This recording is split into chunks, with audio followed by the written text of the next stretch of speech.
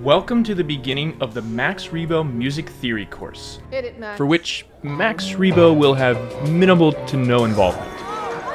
This series is designed to give Star Wars fans the knowledge and understanding of the music they love so much from John Williams, Kevin Kiner, Nicholas Britell, and so many others so that they can better understand why the music is so powerful for themselves, better empowering them as fans.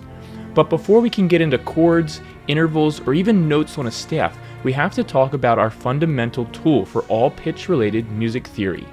That is the keyboard. The reason that this is such a useful tool for music is because I can see all of the keys laid out for me in a linear pattern. Everything is laid out linear and with a clear visual pattern that allows us for easy identification as well. This makes it a much better tool for finding pitches than something like the guitar that is not a perfectly linear layout of pitches. So let's actually start by talking about this pattern that is on the keyboard. We have two very different colored keys. There are white keys and there are black keys. If you actually look at very old keyboards, these two color schemes were actually switched, but A good question for another time. we can quickly see that the pattern of black and white keys repeats by focusing our attention on the black keys above. We see a consistent pattern of 2 black keys followed by 3 black keys.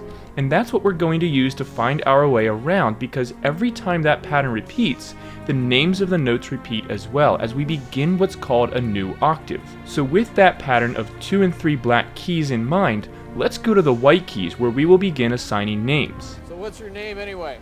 Beginning here between the second and third black keys of the 3 black key pattern, we call this white key A. From there, as we move from left to right on the keyboard, we go up in pitch and forward through the alphabet. So the next white key will sound a step higher and will be called B. We continue to move to the right and up 1 white key at a time in what are called steps as we continue through the alphabet, next with C, D, E, F, and G. After G, we go to the beginning of our pattern again as we've gone an entire octave. And so the next key is going to be called A once more. And from there, the cycle continues again until we reach the next G.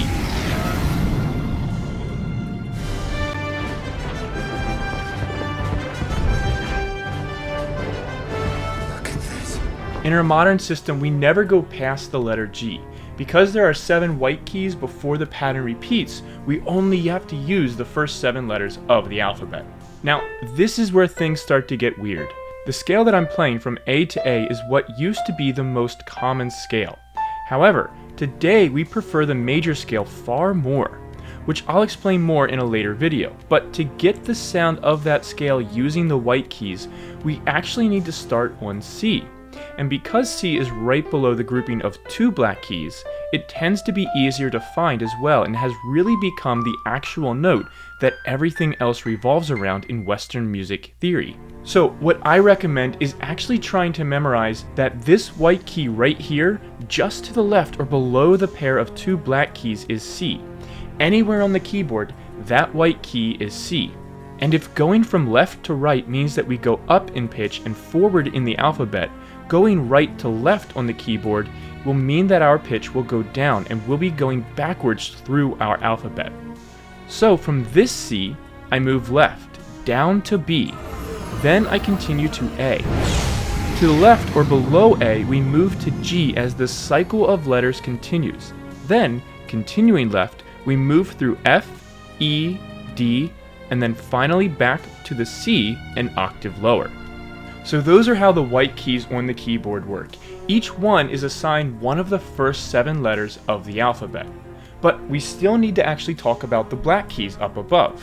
These are the other pitches of our full chromatic scale that didn't originally exist in our scales, so they were up above later on.